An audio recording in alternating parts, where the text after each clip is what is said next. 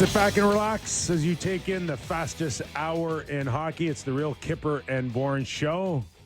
Nick Kypreos, Justin Bourne, Sammy McKee, Jake the Snake Schultz, Derek Brandeo. We are live on Sportsnet 590 The Fan, Sportsnet 650 in Vancouver, 960 in Calgary, Sportsnet Plus, and posted on Spotify, Apple, and YouTube right after the show. Although YouTube was a little slow yesterday, I'm told. You get updates from people, eh? People want to know. Oh, yeah. No, by Kyper checking every minute so we can read the comments. That's Yes. No. Not all the comments. Just every once in a while. Sammy, you got to connect with the fans, bud. Not by reading those comments. That's not the way to do it. They're good comments. Oh, yeah. Great. I'd never know. For Justin and I. Yeah, I was going to say, I would never know. Yeah. I would never know. And there's a cartoon out there, too. Yeah, we're getting AI versions of us. I got way too many wrinkles. They got to lighten up on the wrinkles. I appreciate the effort. The AI is definitely going to come in and be able to do us pretty soon, I think. They probably can. Yeah. Yeah. In a few minutes, we'll welcome in Frank Seravalli, NHL insider. Also, Jason York will join us a little later on in the show. So we are jam-packed here. The biggest news of the day, of course, Minnesota Wild and superstar Kirill Kaprizov signing a new deal. It's not an NHL breaking contract that Edmonton fans wanted to hear. No? No. Do you think it matters about for the McDavid contract, the Kaprizov one? We'll get into it in a second for sure, and that's a good question. Thank you. And we will address such concerns. Address it. But first of all, we had talked about Kirill earlier last week about turning down 16, and is it just to get to 17, or was there a bigger picture about him wanting out of Minnesota? I'm, for one, full admission, I did not see this coming. I really believed that turning down 16 meant that he wanted to go possibly play somewhere else. I actually think this is worse. And this was just about the cash. I think it's worse. I do. Like, we sat here yesterday, and I also said he turned down 16. That's $2 million more than Leon Draisaitl, who's won MVP. He's led Art Ross's. He's whatever. $2 million more than him is already a bit of an F you to your own organization. Like, I want this money because I can extort it out of you. And then the fact that the answer of what he wanted was more, and then they gave it to him. This is insane to me. But how do you take 20% of the cap, all, walk into the dressing room with your teammates and be like, let's go win a cup, boys? I can't recall a bigger cave-in by an organization than the one I just witnessed right now out of Minnesota. But, hey, listen, he was all about the cash. It's apparent now. I give him full marks for 20%. He took every nickel he could. Just taking as much as he could off of this contract. Can I ask you guys this question? How much of this is Bill Guerin's decision-making versus the ownership's decision-making? I don't think it's Bill Guerin's decision. Yeah, no. Well, I mean, can we? I have a clip from today, from the press conference before it got started. It's a quick clip. Derek, if you could play that, it's pretty good. Big chair. Better be. To be clear, and we'll play this again, that's a reporter asking Kaprizov, are you excited? And Guerin replying, he effing better be. Let's hear it again. Big chair. Better be.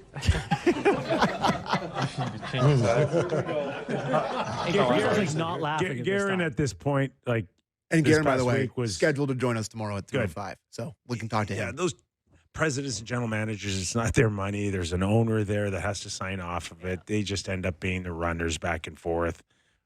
What do you want to do? You want to sign him at 17? That's the owner says yes or no. It's as simple as that. Yeah. Yeah, I guess my big complaint is just it reminds me of when the Leafs caved to Nylander, Marner, to those guys in the beginning and just said, whatever you guys want, we don't want any problems. We just know we want you here. And then they became we're the get as much as you can team. That's that's what we're about. We're not the Florida Panthers. So It's a bit of a Can different Minnesota situation. can Minnesota build a championship around this guy and around a guy that is locked in on an AAV that we've never seen before? It's $17 million. I guess as the cap goes up, the one thing, so Craig Leopold. But it's going to go up, but he took all of it. I know. Do you understand? Yeah, I get All of it. it. Yeah. It's gone. He left no crumbs. Yeah. Yeah. The last can of Who hash. So it's irrelevant that the cap's going up because whatever it's gone up, he's just Gobbled it up. Yeah. So how much better are they going to be able to get now? They got to actually take money off of other players to kind. Well, it'll go up. That's the dilemma of a salary cap, right? A hard salary cap. The more you take, the less it is for everybody else. And that's the big question here: is can they build a championship around this guy and $17 million? He's an unbelievable player. He gets points. He scores 45, 50 goals. He gets 100 points. Okay. He's unbelievable. He's 28. He's not 24. He's 28. And so they've never, have they won around with him? I don't think so. 6 seasons he's played in the NHL, and he hasn't played 4 seasons worth of games. So he's scored 40 goals, I think, 3 times, right? You're right. He is a legit 100-point guy, and maybe in a career year he could score 110, 115. He had 108 in in Before he 22. went down last year, MVP candidate 100% was having the best year of anybody in the league. Played Before he got 41 hurt. games. Okay. Yeah, before he got hurt. But they are still with him in the lineup, scoring 100 points. A wild card team at best. Yeah. They're just like destined to finish 13th to 17th, it feels like. I think that they're who they are. They're the Minnesota Wild. They need a superstar there. They're tough to get. No one's choosing to go be a superstar in Minnesota. The fans are great fans and all that.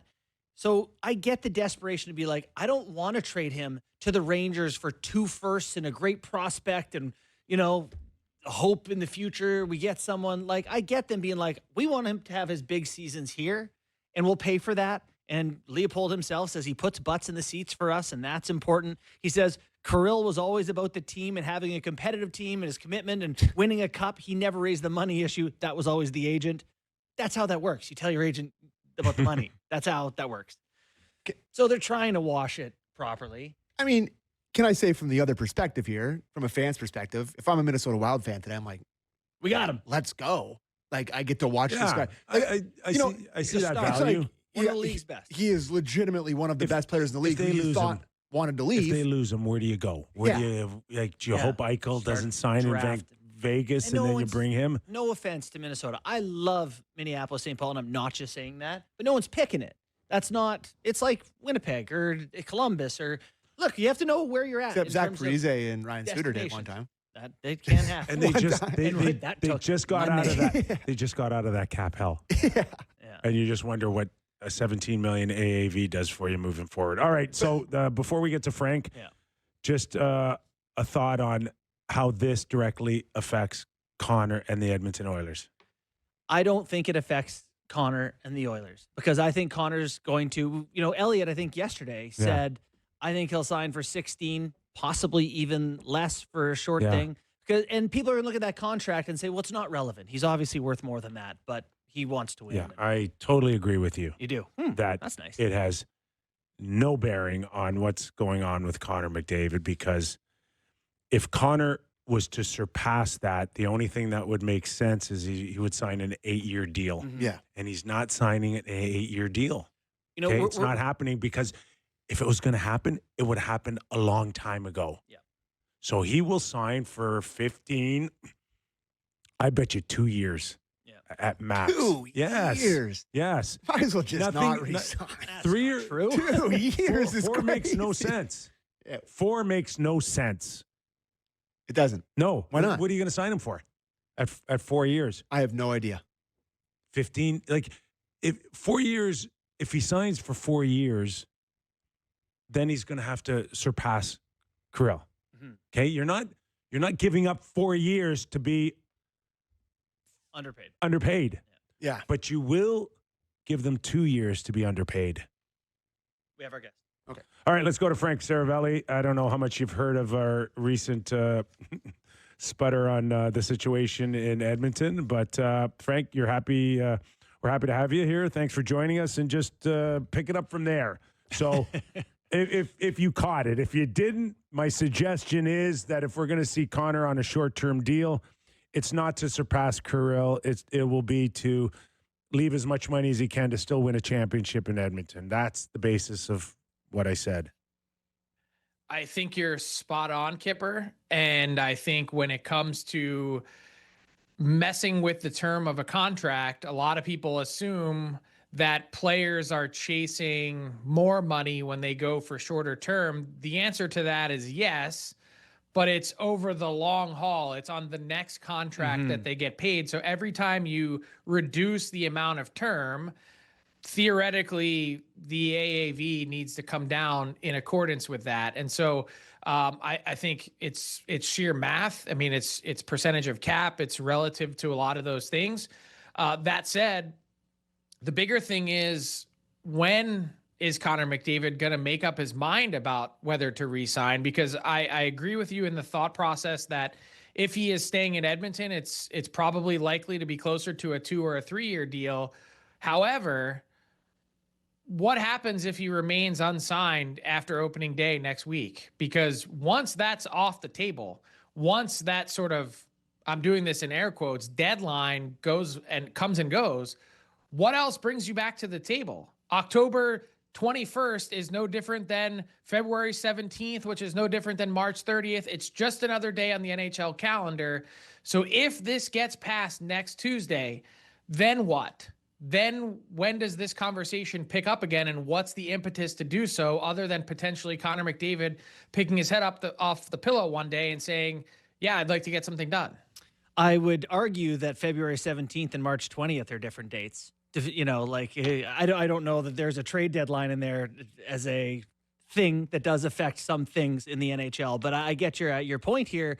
What really moves the needle? Here's my question about a potential McDavid. Wait, hold on a second. I need to ask you about that. Yeah. Why do you think the trade deadline should be factored in there? The Oilers aren't going to be trading Connor McDavid. Well, if they know he's not resigning, you think they just play him out for sure rather than Gretzky it and bring back a Hall that won them a Stanley Cup in '89? I think so. I think you try and chase the glory to win a Stanley Cup with Connor McDavid, and maybe him doing that and being successful is what ultimately ends up keeping him in Edmonton. Yeah, that could be it. What happens if it's March and the Dallas Stars offer you Roope Hintz, Jason Robertson, and a first rounder and a cottage in Muskoka? I'm not trading the best player on planet Earth. If he wants to leave on his own volition, that's up to him. Yeah, fair enough. I do believe, you're right, and I think I would do the same thing, but I do think it's a relevant consideration. The one thing I want to know from you, Frank, is what would the NHLPA feel about Kirill Kaprizov making $1.5 million more than McDavid per season? Would there be some frustration that McDavid would take less? I'm sure internally there would be. I don't think you're going to hear them publicly stumping for it. But if you think that the agents for these superstar players aren't getting phone calls from the NHLPA trying to push them in that direction to earn as much as possible and, set the new high watermark for the league, of course they are. Mm-hmm. But here's the thing. I think particularly with someone like Connor McDavid, just in the same as Sidney Crosby and the same as, pick another top flight leader, that goes in one ear and out the other. They could care less what someone in the NHLPA office in Toronto thinks about how he should manage his own business, about trying to be part of the most competitive team possible. And so that's why I think this situation is so incredibly interesting moving forward, because there's no way to predict or provide any degree of certainty if you're the Edmonton Oilers. Connor McDavid wants to be on the most competitive team possible and have an authentic chance to win for every year in which he's signing a contract. You can hope and wish and pray and say that we're going to do everything we can to put the right team together. And that's a lot of what the same alternatives can be provided from other teams. But if he truly wants to be part of that, for him, that's also going to mean taking less because of the Oilers' current cap situation. So that's doesn't matter what someone at the NHLPA is saying. Thank you very much for the call, but we're going to move along and do what's best for us. You're watching and listening to Frank Seravalli, NHL Insider. Okay, so, but we can all agree that the NHLPA are celebrating Kaprizov hitting a new historic height at $17 million on an AAV. What does this do to others who are just right behind him now, like a Jack Eichel in Vegas, who is up for a new contract right now? Does it make the likes of these guys, and I'll include Cale Makar on his next go-around, Quinn Hughes 2 years from now, does it make it a lot easier for them to say, yeah, okay, it's a little easier now to ask for 17, 18, 19 on an AAV? It makes it a lot easier for their agents to ask for that. Yeah. But I think in the end, it comes down to a lot of the competitive structure and nature of your team. So look at Vegas. We know how they spend every last red cent every season. In fact, usually way over the cap with the benefit of LTIR and injuries, that they're going to go to Jack Eichel and say, hey, by the way, you're a center and a Stanley Cup champion, not to knock Kaprizov. He doesn't play a premium position. And so that's what makes this landmark deal all the more impressive for him to sign. We know he's got superstar talent and is the engine of the Minnesota Wild, but he's not a center. And so when you look at Eichel and the impact that he's had on the Golden Knights, plus the other advantages that they have with being a no state income tax state, and also having played in this cap environment and structure previously, he's probably going to sit there and say, yeah, that inches up my number a little bit or gives me increased ammo to have that conversation with my team. But my alternative is, if I want to seek a number upwards of that, I'm going to be doing it somewhere else. And we know that Jack Eichel just built a massive house in Vegas. He's not signing somewhere else. So they've got him. So it's probably going to end up in that 13 and a half. Maybe this pushes it to 14 if you really get excited. But what this does do, I think, is changes the dynamic for other players, particularly wingers, that are putting together or could put together massive seasons, that it jumps them from 8 to 10, or it jumps them from 10 to 12. And the guys that I'm thinking of are players like Marty Necas, speaking of the Colorado Avalanche. If he has another north of point per game season before this deal was signed, he was probably already looking at a $10 million AAV. Now, this probably ratchets that up a little bit. So if he goes out and has that 90-point year, look out, because I've already said it. The Avs are right back in the same spot that they were with Mikko Rantanen. Yeah. Now with a guy who's not as good as Mikko Rantanen. Oh my God, that is and they so terrible. They could have had Mikko probably for a little north of 12. That's an all-time insane decision. They probably could have squeezed and got him for 11 and a half. I agree. No. Frank's 100% correct. Now you're paying Marty paid Necas Marner money. Yeah. Anyways, that's water under the bridge. Water under the fridge. So looking at this contract, it's a weird structure, and maybe not weird, but just $1 million salary each year, massive bonuses.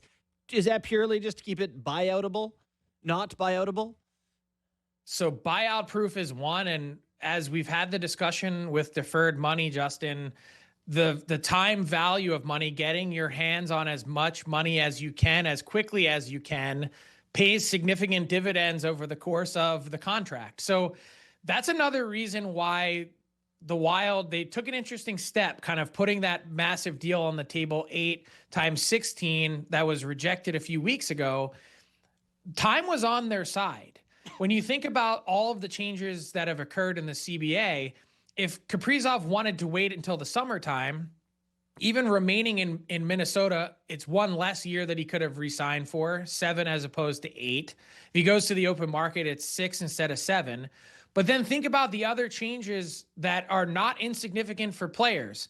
No deferred money starting next Tuesday, which isn't part of this deal, but the signing bonus is limited and the ability to front load the contract is also limited. So the best offer that Kaprizov was going to get from the Wild was this one right here in structuring it the way that he wanted to and the timing of it all to be able to have that complete freedom and flexibility to do it.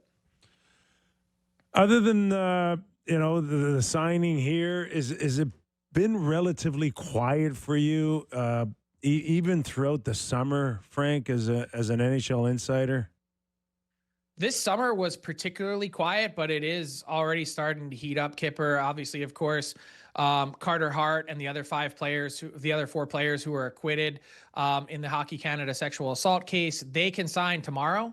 And I would expect Carter Hart to land a deal perhaps as soon as tomorrow. The front runner would be the Vegas Golden Knights.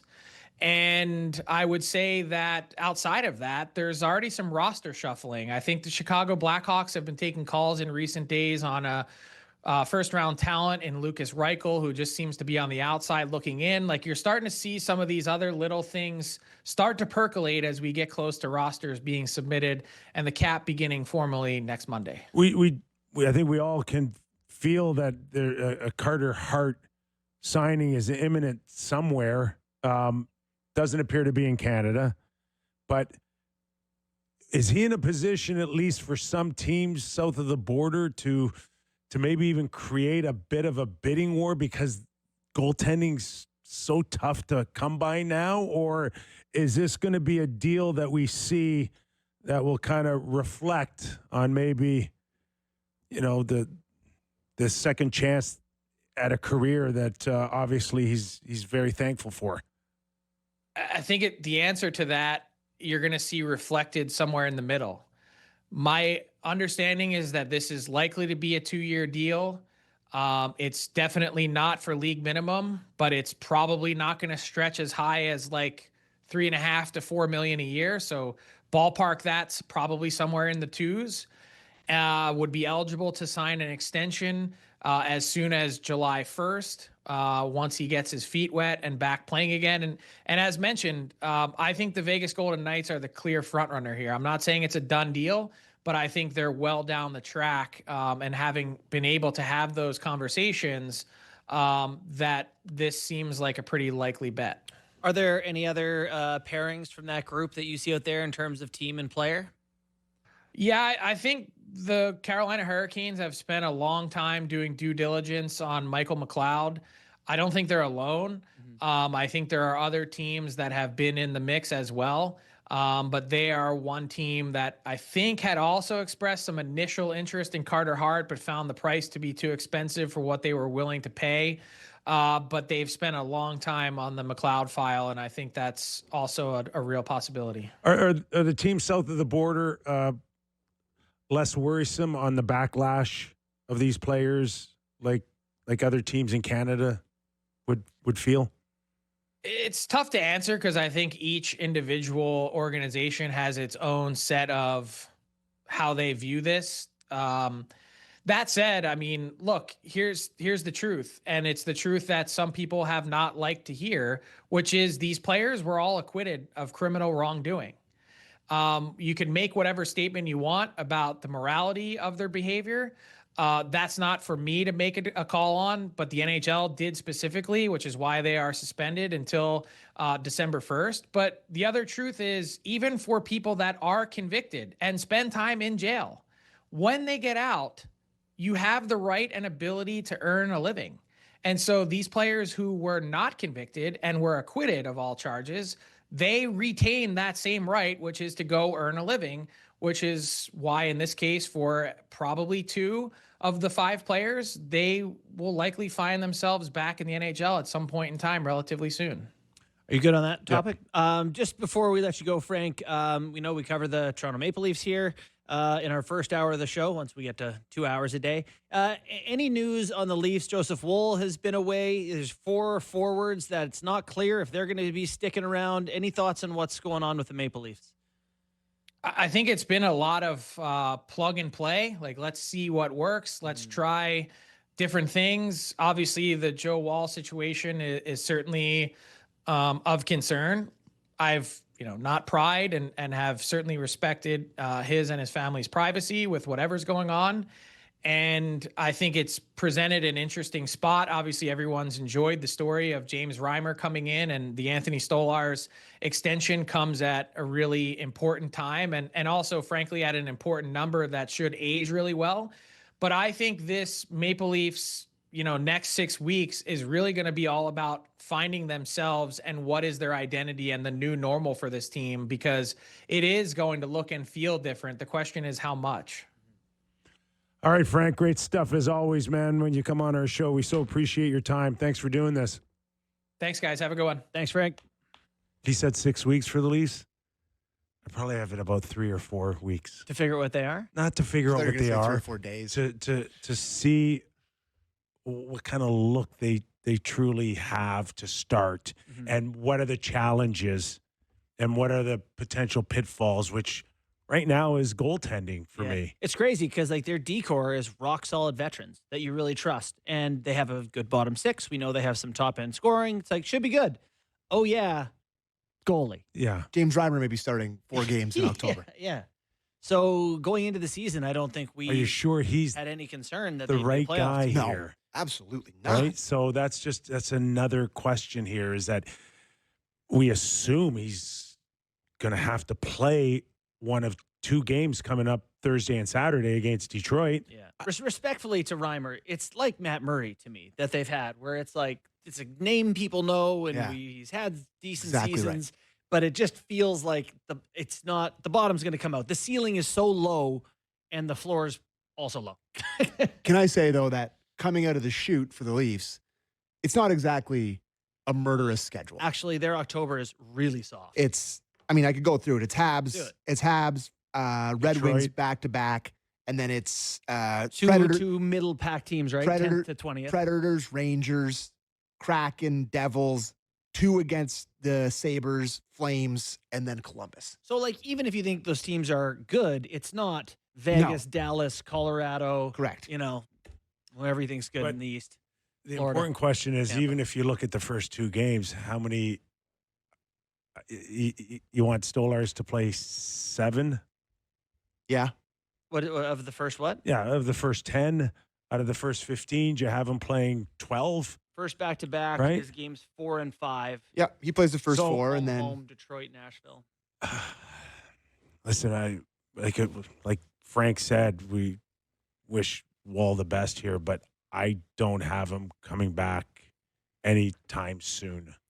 The thing about this is away going to be really for family challenging. reasons is if he had a family member pass away or something, you assume that would be, and you never know. People handle these things differently, different usually relationships. It's some time. But that would be okay, he's skating, he's able to skate and train and whatever, and when he comes back, he'd be a goalie. I don't know I assume they know at this point, but we don't know if he's able to come back and play when he comes back. There's 3 bits of information. We're only going by what we hear, what we get, too, right? I'm just trying to figure out if they need a goalie or not. So, I don't know if training camp was a day or 2 in, and then they had him out with illness. Yeah, that was what the original report, the original thing from Leafs PR tweet was. This is us speculating, right? We're allowed to do that, right? Without prying or without. Are we allowed to speculate? Don't look at me. We're trying to. You're the producer. We're trying to figure produce. You've been on air for 25 years, Hockey Night in Canada, buddy. You go with what you want to say. Produce. We don't. Sammy. I don't care why, but we need to figure out hockey-wise. What does illness mean to you? How about that? I don't know. I'll tell you. Flu. Virus. That could be mental health. It's also the thing that you would put in there if you're trying to not be forthcoming with the public in terms of what is actually happening. Because if you say lower body, then it seems like, oh my God, it's panic mode. Illness is the thing that buys you a couple days before you put out a statement that a guy's away from the team. Okay. That's what it comes off as. Then it went to family matter. To your point, is that now we generally got to feel, and this is all to pertain on trying to have a projection on when you could possibly see him come back, and if you need to trade for a goalie or not, and whether you need. So it's relevant for us to discuss. Yep. Presumably they know. Okay, so they got it. That's all that matters. So there is a suggestion that he's not he's particularly fine mentally and physically. If it's a family matter, they've kind of led to it maybe being someone in his immediate family that he's dealing with. And to Justin's point, then I think Leaf fans could feel a lot better if at least they knew physically and mentally he's fine and he can keep up his fitness. He can go on the ice. He can be ready when he returns. Yeah, we're just not going to get that. No, we're not. But they volunteered that it wasn't substance abuse. Like nobody asked them. They volunteered that, and it was important for them to make sure that no one thought that he was in any program at all or substance abuse, which wouldn't. I mean, that was volunteered. So just hope he's back sometime soon. Right? We hope he's back sometime soon. Really hoping for. But if he's not, there's a real early question here: is how much better does it get from here on in with James Reimer? And do you give James Reimer 2 weeks to prove that he can still be an NHL caliber goalie? But don't you also, let's say you've got 3 back-to-backs, or is it 4 back-to-backs in October? I think it's 3. So you got to give Hildeby a start. Yeah. You know, like I understand that you want him to play mostly at the Marlies, but he played 6 games for the Leafs last year. It's not ideal, but if Tuesday night against the Preds at home has never been more of a Hildeby start in my. If he shows well in one start, you're okay to give him a second one. And he's had a couple of decent games out of this 6 he started, so we should go get to Yorkie. All right. See, now you're producing. Yeah, but now you're producing. You're the worst. I love you, Sammy. I still love you, bud. Okay, let's take a quick break. When we return, Yorkie, Jason York, will join us for the first time of the season on the Real Kyper and Bourne Show. Back after these words.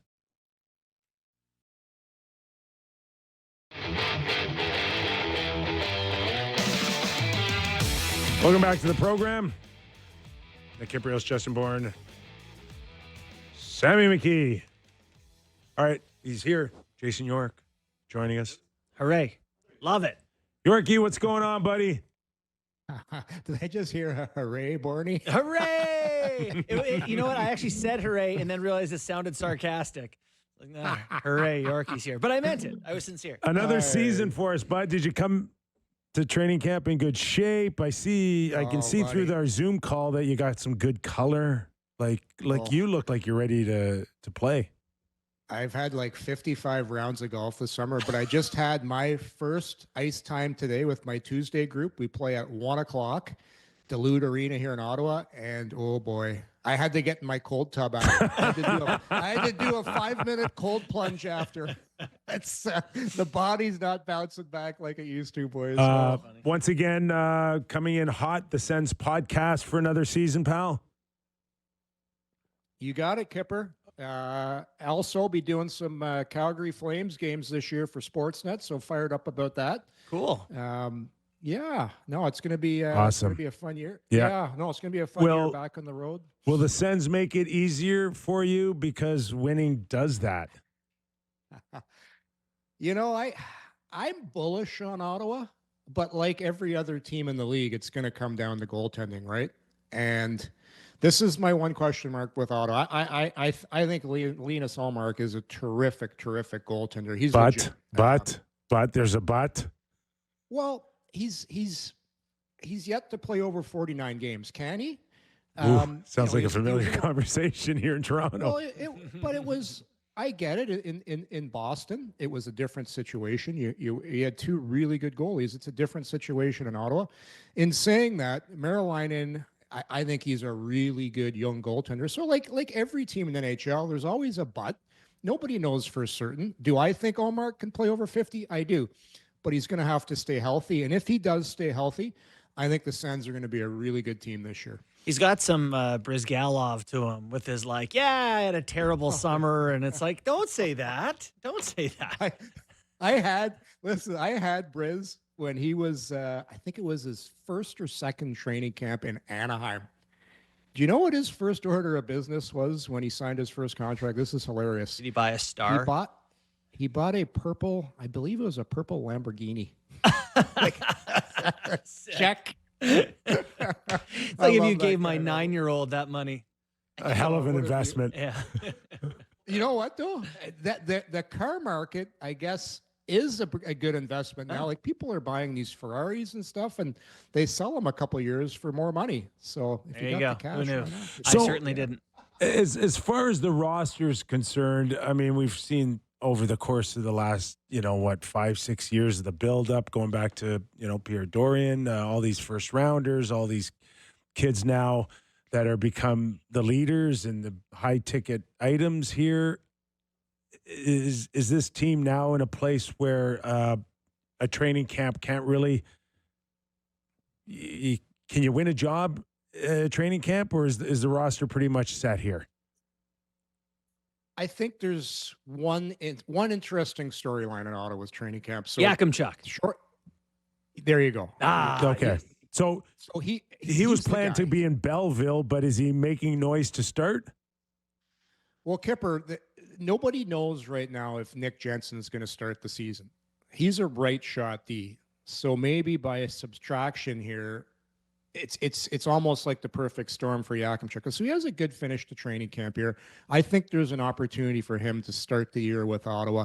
If you remember, he was really good last year in Ottawa's camp. He had a couple highlight goals, went back for year junior, worked on his defensive game. So I think he'll get some games to start. I don't foresee Jensen starting the season. He could, but if he doesn't, I think it's a good opportunity for Yakimchuk. And we'll see. Like he's a big right shot D with tons of skill. And worst case, he goes to probably, I should say best case, because I think it's a good thing for you to go down and spend some time in the minors. David Bell, who's the coach down there, is a terrific guy at developing young talent. So he'll be in good hands there. But I got a feeling he's going to start the year with Ottawa. How about Spence? Where does he fit in on the back end? Oh, I like him, Bourne. Yeah. He is, I think he's a terrific player. I know he's undersized. And you look in LA, Kenny Holland's not a big fan of small D, but I think he's a good fit for what Ottawa needs. You can move him up in your lineup. You can move him back in your lineup. He'll probably settle in on the third pair eventually, but he moves the puck really well. He's, for a small guy, he doesn't play small.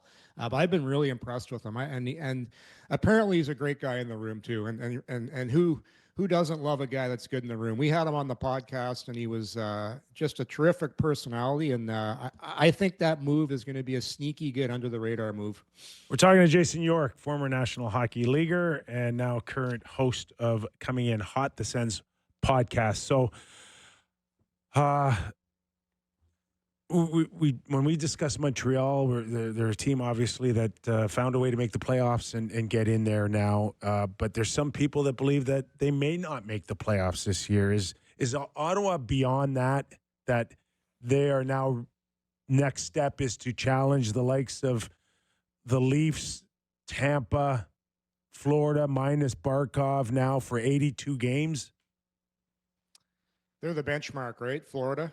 So that's the team everybody wants to be like. That's the team that everybody is going to compare themselves. What do they call those measuring stick games?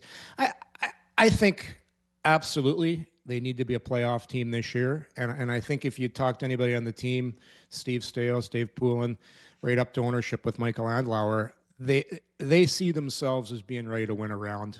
Are they ready to compete for the Stanley Cup? Well, I don't know the answer to that. Like, it's one step at a time. But I think the next step in the process here is getting to the playoffs and winning a round. So, yeah, I think they're ready to compete with the likes of Toronto, with the likes of Tampa. Florida's a different beast. Like, you look at that team, there's no weaknesses. And once they get everybody healthy, but, I mentioned goaltending, but if you look at the other thing with Ottawa, down the middle, like their young centers I think that playoff series with Toronto will do wonders for them, especially a guy like Pinto. Mm-hmm. Shane Pinto, I think, is going to have a real nice year, getting named to the, that summer invitational camp with the U.S. Olympic team. I think that's going to do wonders for his confidence. And I think a full training camp for Dylan Cousins is going to help him a lot. Kipper, when you get traded, you get parachuted in there. It's sometimes tough to get acclimated and get everything figured out. So I think, I heard he's in really good shape. He's had a good camp. So I think they're counting on him and having a really good start to the season. one thing, they're going to need him and need him to score a little bit. If you look at 5-on-5 goal scoring last year, tops in the NHL is 201 goals, surprisingly, Columbus. But there's Washington, Tampa, Vegas, Dallas. Those teams are up there. Ottawa's 31st last year, scored 139 5-on-5 goals. Where are they going to generate more offense from? That's the big topic. They need to score more 5-on-5. I think it just comes from guys getting a little older, a little more mature. Internal development. And I'll name a guy here for you, Zetterlund.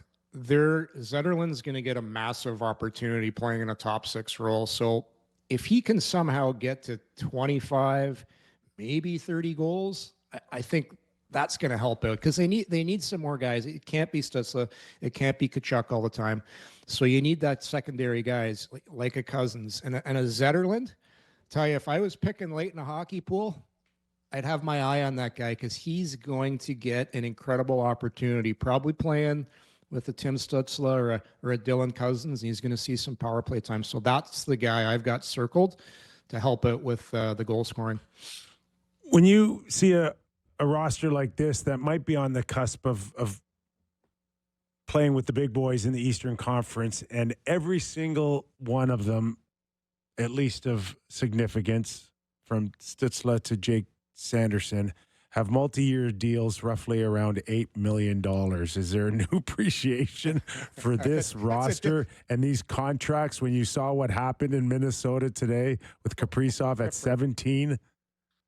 How about Connor right now, just licking his chop? They were licking long before that.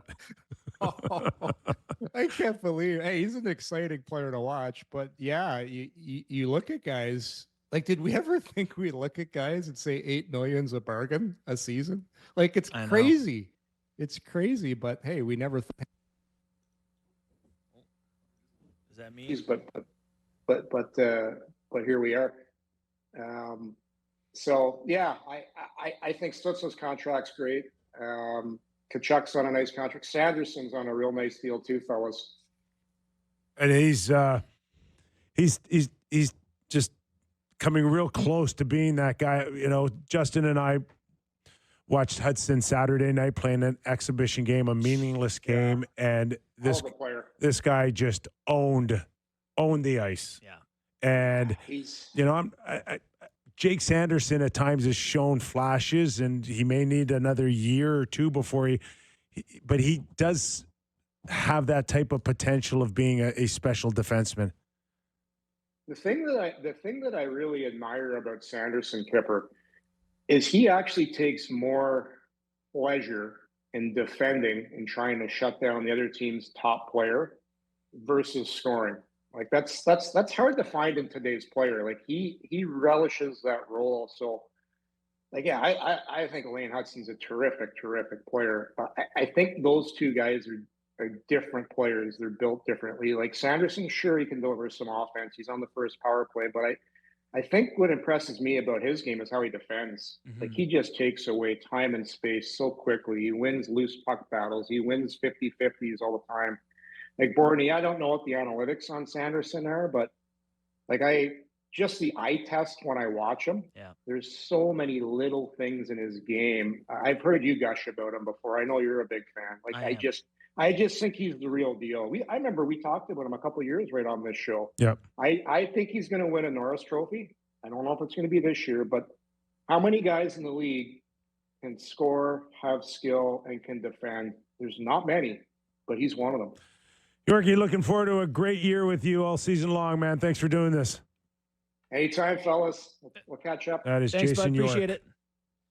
750 games in the National Hockey League.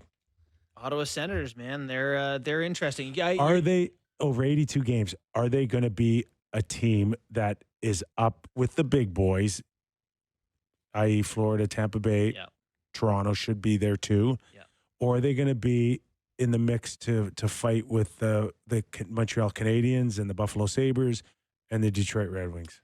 It's a great question. I think, when you asked him that question, he was like, it depends on their goaltending. And I think that's right. I think they probably will be in the upper piece of the division. It was one of the first things he said coming out of the gate is the goaltending, and I'm like, isn't that what 8.25 was supposed to do when you signed Ullmark? Is not have that contract as the first question into the season? Is what kind of goaltending are we going to get? You hear he said like, I had a terrible summer. Yeah. And, just save it. Work on it, next summer on having a better one. And then he's like, I've had a bad camp. And then they played the Leafs and he was terrible. Just a true goalie in every. Stop talking. In every way. I'm most excited. They're strange. The thing I'm most excited for about the Ottawa Senators season is January 10th at the Canadian Tire Center against the Florida Panthers, Stanley Cup defending champions. Huge night. Ridley Gregg bobblehead night. When the franchise's biggest moment is just, they bring it out there. The biggest moment in franchise history when he cross-checked, when Morgan Riley cross-checked him in the face. And they made it, because he slap shot into an empty net and it pissed off Morgan Riley. And they had to make a bobblehead about it so they could remember it forever. Have you seen it? Of course, what's it look like? I think it's him winding up on an empty net. I think it's pretty funny. They're immortalizing right before he just absolutely wore one across the chops. If you'll remember, they're actually commemorizing the turnaround. What did I say? Commemorizing, whatever. It's a little bit of a Rickyism. Commemorating the turnaround of the 2023 Toronto Maple Leafs. Yeah, they were on fire after that. Horrible. Horrible. Like, we were talking about them potentially missing the playoffs, and I believe they won 7 in a row and 9 of 10 after that. So commemorating that, and it's really nice for that franchise. They can celebrate such huge, wonderful moments that they've had in their franchise history. Had to do it to certainly can't celebrate any playoff wins against the Leafs. So that hasn't happened. Can we expect you to be on our show tomorrow or Thursday, or are you going to be down at the Rogers Skydome there for the Jays? What are they doing? They don't play another weekend, I thought. So they don't play another weekend, you're right. But they're having tomorrow, today's Tuesday, right? Tuesday. Yeah. And then tomorrow's Wednesday. Tomorrow's Wednesday. Yeah. Today's Tuesday. Today is Tuesday. It is Tuesday today. I told you I don't know days.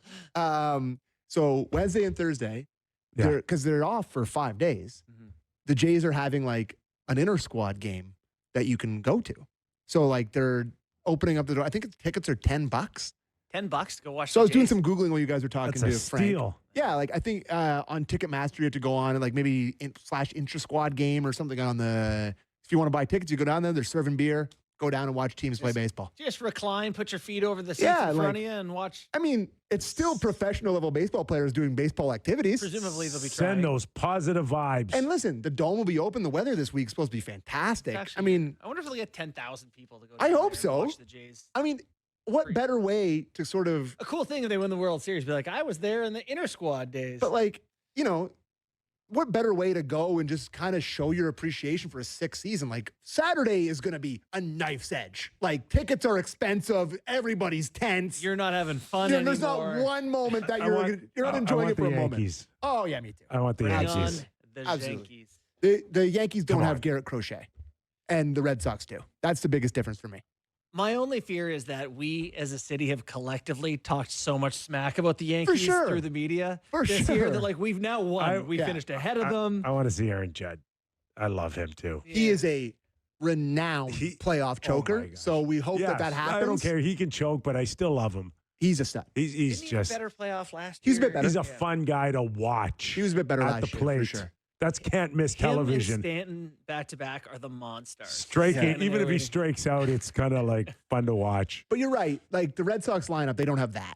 They don't have the best hitter in the world. No. But they do have the Jays number. They do. Anyways, a little bit. Should be fun. So Did we leave anything for Blair and Barker to talk about? Not really. We've been a bit of a Jays cast so far in our early days. Our thanks to Frank Seravalli for joining us at the top, and of course Jason York. What do we got on tap tonight? A bunch of exhibition games? No, are they still playing those? There's baseball on tonight. No. I'm just saying though. Do we still have NHL exhibition games? But I mean, you and I are working one Thursday.